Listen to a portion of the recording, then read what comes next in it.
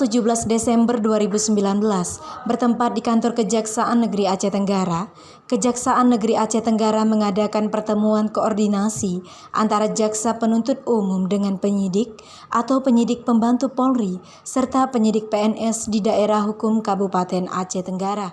Yang paling penting adalah kelemahan pada diri kita terhadap kinerja masing-masing instansi.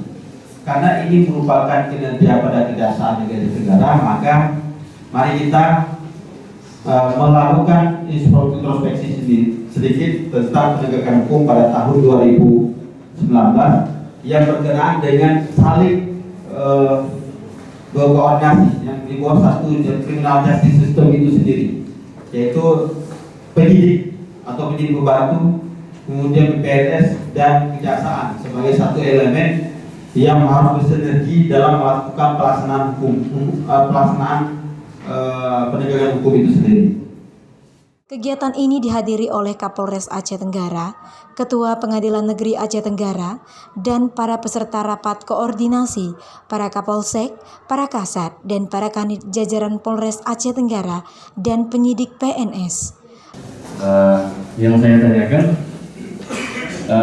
koordinasi yang bagaimana maksudnya?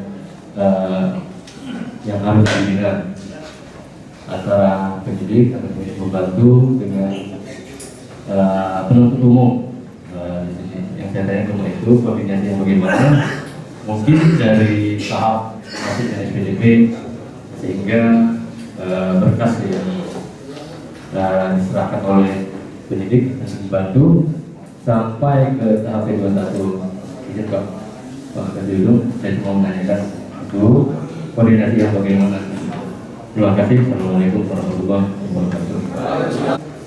Koordinasi ini mulai dari pengiriman SPDP, penyidik atau penyidik pembantu, atau mulai koordinasi dengan jaksanya. Di sini kan pengiriman SPDP itu kita udah tahu siapa jaksa penuntut umumnya.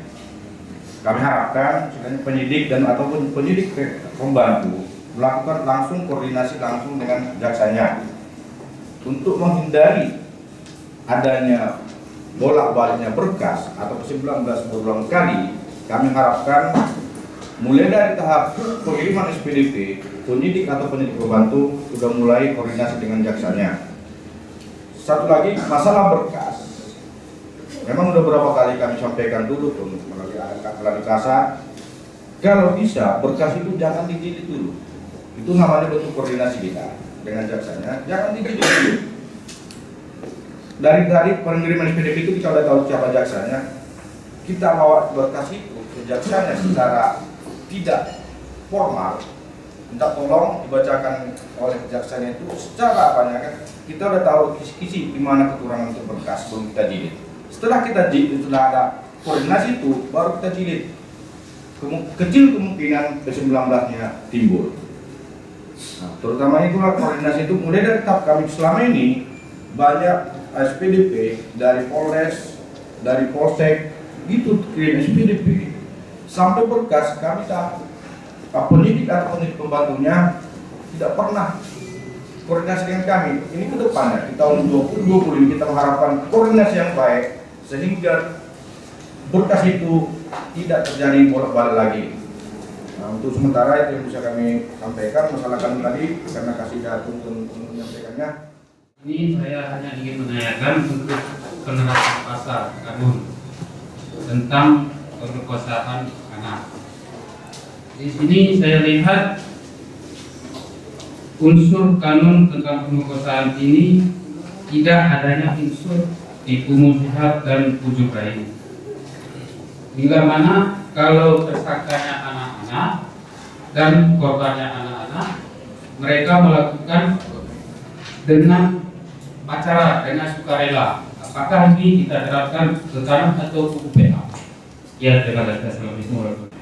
Tadi pertanyaannya bahwasanya terhadap perkara pasal yang di kanun tadi tidak ada unsur bujuk rayu.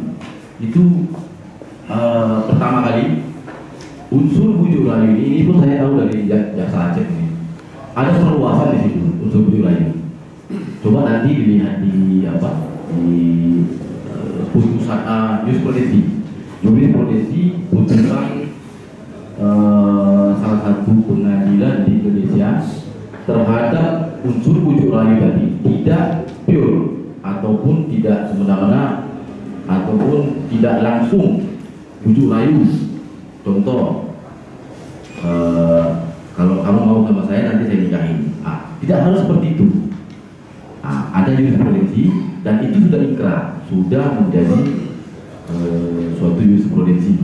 Nah, itu ada pengertiannya. Nah, kalau diganun bisa mengarah ke sana usulnya nanti.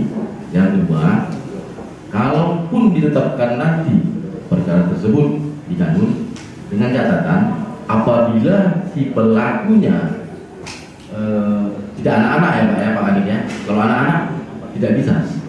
Ada perkara yang sekarang sedang saya tangani itu dari PPA juga. Kebetulan penyidiknya sudah ada di sini. Mungkin Pak Kadin PPA tahu itu.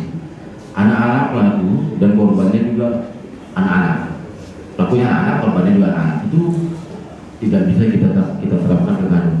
Itu kita buat ke undang-undang pidana umum dan anak dalam hal ini. Tapi kalau pelakunya nah kalau pelakunya jadi kita buat perkara kanun tidak ada di dalam dijelaskan dengan rinci unsur bujuk rayu. Cuman ada di situ salah satu unsurnya yang mengarah ke perihal bujuk rayu atau perbuatan jinayat tadi. Itu sudah bisa Pak unsurnya. Nah, dengan prinsipnya apabila salah satu unsur terpenuhi tidak perlu kita buktikan lagi unsur yang lainnya. Mungkin itu saja Pak BPA ya. Jadi nanti koordinasi yang baik aja kita bahas unsurnya. Karena pun kami di sini juga belajar juga sama-sama. Kalau dua otak yang kita gabungkan, dua pemikiran mungkin lebih sempurna. Oke, mungkin itu saja mungkin dari saya lagi. Selanjutnya pertanyaan berikutnya. Rapat koordinasi ini merupakan yang kedua kalinya dilakukan oleh Kejaksaan Negeri Aceh Tenggara dan bertujuan untuk bersinergi dalam melakukan penegakan hukum.